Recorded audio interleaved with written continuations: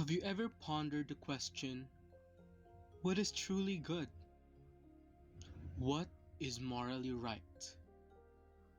What is the definition of being good? These are the questions that we are going to answer today as we embark on a journey of exploration and knowledge.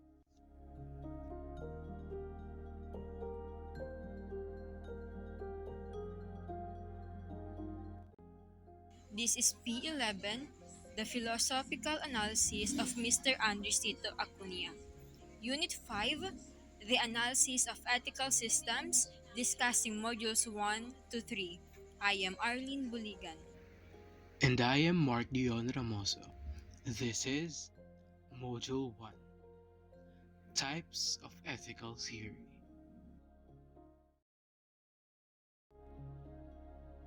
In ethical theory, understanding the distinction between intrinsic and instrumental goods is paramount. Intrinsic goods are pursued for their own sake, serving as ends in themselves. Aristotle, for instance, identifies happiness as the ultimate intrinsic good, the summum bonum. On the other hand, instrumental goods are means used to attain other goods, particularly intrinsic goods. Wealth, intelligence, and beauty fall into this category when pursued to achieve happiness. In the realm of moral philosophy, normative ethics involves evaluating the goodness of an act or object and addressing one's moral duties and responsibilities. It includes statements of value, expressing what is morally favorable, and statement of obligation, focusing on what one ought to do. Normative ethics provide a framework for assessing moral principles, defining what is right, and guiding ethical decision making. This evaluation manifests through statements of value and obligation. Statement of value. This assesses the goodness of an act, object, person, or event, reflecting moral favorability. For example, saying X is good, right, correct, just. Statement of obligation. This addresses duties and responsibilities, such as the prescriptive, you ought to do Y, or prescriptive, don't do X. The Ten Commandments offer clear prescriptive guidelines, gaining acceptance through belief in their divine origin. Ethical systems diverge into two broad categories: monists and pluralists. Monists argue for a singular intrinsic good, exemplified by hedonism, where pleasure is considered the sole intrinsic good. Jeremy Bentham's hedonistic calculus quantifies pleasure based on factors such as intensity and duration. Pluralists, in contrast, believe in multiple intrinsic goods. Epicurus and J.S. Mill recognize various forms of pleasure, rejecting hedonism. Plato emphasizes a balance of factors, such as proportion, beauty, intelligence, and wisdom. W.D. Ross considers four intrinsically good elements, including virtuous disposition and knowledge. Delving into the question of moral obligation, we encounter deontologists and teleologists. Deontologists assess the rightness of an act based solely on its nature. Disregarding consequences. The Ten Commandments serves as a prime example, prohibiting certain acts without exemptions. Teleologists, however, determine morality based on consequences. The focus shifts to the outcomes and consequences of an action, evaluating its ability to maximize intrinsic good. From a teleological perspective, the rightness of an action is evaluated by its ability to maximize intrinsic good. From a teleological perspective, the rightness of an action is evaluated by its ability to maximize intrinsic good. The focus is on the outcomes and the consequences of the action. Within teleological perspectives, we encounter two versions of teleology: egoism and utilitarianism. Egoism holds that an action is morally acceptable if it serves the best interest of the person carrying it out. Plato emphasizes self-interest, and reciprocity versions involve helping out others with the expectation of reciprocal assistance. Utilitarianism, further classified, focuses on the beneficiaries of good consequences. Limited utilitarianism targets specific sectors, while universal utilitarianism advocates for maximizing good across humanity without discrimination. Ethical theories must fulfill three bare minimum requirements. First, providing a definition of good, delineating what is right, and stating the moral principle. Without these elements, any ethical theory remains incomplete. Module 2: Teleological Theory. A fascinating journey into the intricacies of ethical system, hedonism, and the application of Bentham hedonistic calculus. Let's begin by understanding the fundamental contrast between teleological and deontological ethical systems. In the teleological framework, the rightness or wrongness of an act hinges solely on its consequences. It's a system focused on promoting positive outcomes. In stark contrast, deontological systems rely on the intrinsic nature of the act, disregarding consequences entirely. Within these ethical systems, we encounter monists who assert one intrinsic good. Quantitative hedonists, such as Bentham, define this good as bodily pleasure. On the other hand, qualitative hedonists, exemplified by Mill, view intellectual pleasure as the pinnacle of intrinsic good.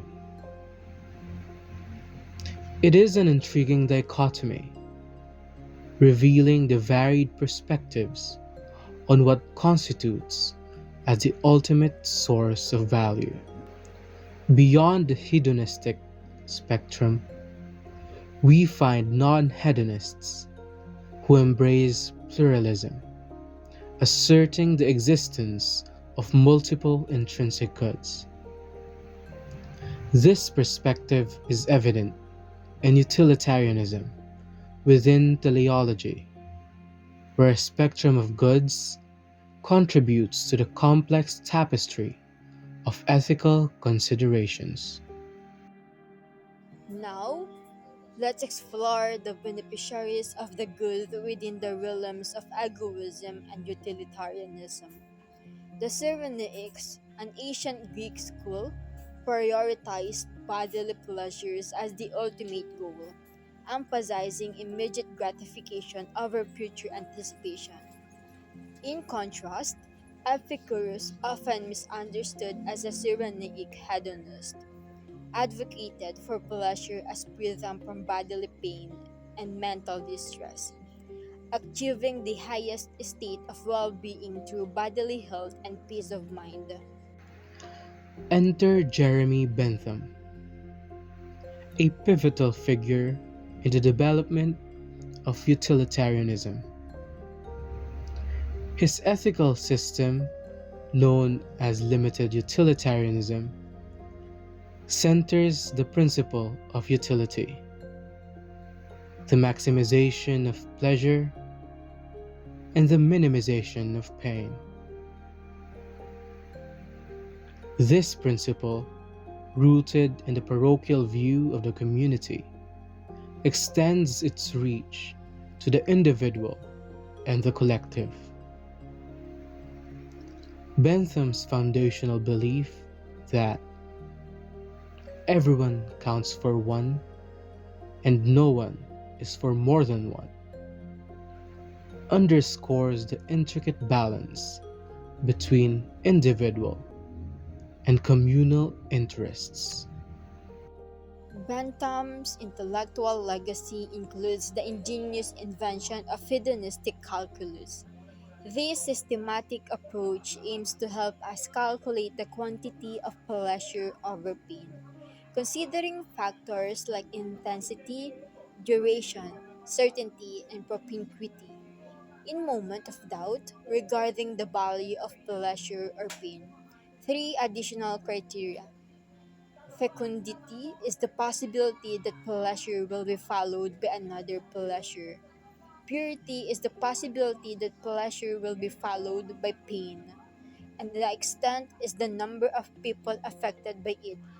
Guide the evaluation.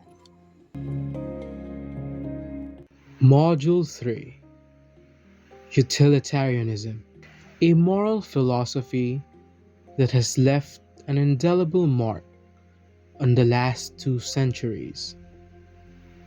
In this module, we'll explore the nuances of quantitative and qualitative hedonism, Mill's greatest happiness principle, his disagreement with Bentham, the proof of the principle of utility, and the distinctions between acts and rule utilitarianism. Utilitarianism, pioneered by Jeremy Bentham, has had a profound impact on ethical discourse. Bentham acknowledged his debt to David Hume, underscoring the principle of utility's historical evolution. This principle posits that the morality of an action is determined by its consequences, rather than the inherent nature of the act itself. When it comes to the greatest happiness principle, enter John Stuart Mill, the towering figure in utilitarian thought. Mill asserts that the summum bonum, the highest good, is happiness. His teleological stance contends that an action's morality hinges on its consequences. The crux lies in whether the action promotes the greater good. Diverging from Bentham, Mill vehemently rejects purely quantitative treatment of the principle of utility. He introduces qualitative hedonism, asserting that some pleasures are inherently superior. Drawing inspiration from Epicurus, Mill identifies pleasures beyond the bodily and sensual, intellectual, and spiritual pleasures. Mill challenges us to consider a criterion for judging pleasure quality: the preference of someone experienced in both kinds. Using Socrates as an example, He illustrates the preference for intellectual pleasure. Mill provides a robust proof for the principle of utility. First, every person desires their own happiness. Therefore, the general happiness is universally desired. Third, the desirability of something is determined by it being desired. Consequently, general happiness is intrinsically desired. Hence, the rightness or wrongness of actions is gauged by their tendency to promote the general happiness, the greatest happiness for the greatest number. This proof forms the bedrock of Mill's utilitarian philosophy, emphasizing the centrality of happiness in ethical assessments.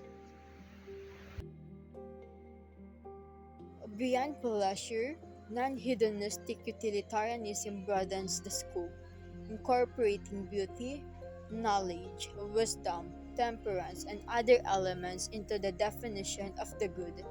Figures like Rashdal, Bentham, and Mill share this broad perspective but differ in defining the ideal end. Rashdal, for instance, leans towards a pluralistic concept of the good. Hastings Randall introduces ideal utilitarianism, where actions are evaluated based on their tendency to bring about an ideal outcome or good for humanity.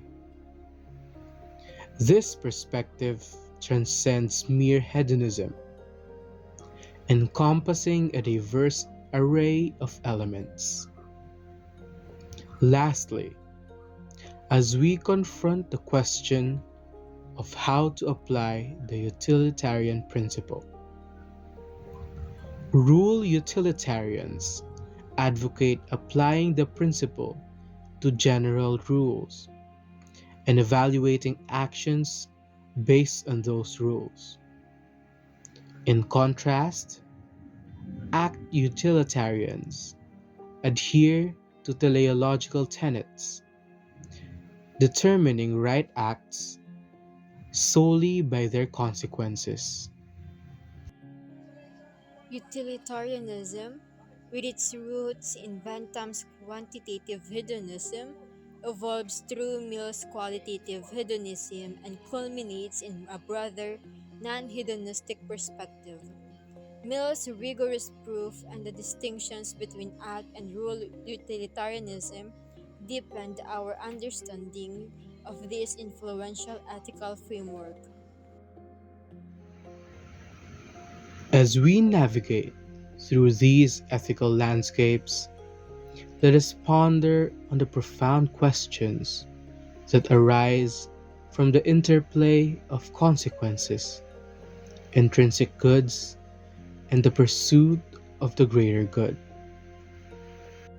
In the complex terrain of morality, let us ponder the pursuit of the greatest happiness for the greatest number, a principle that continues to shape ethical discussions today. These philosophical landscapes let us reflect on the profound implications these theories have on our understanding of morality, guiding our actions and shaping the moral fabric of our society.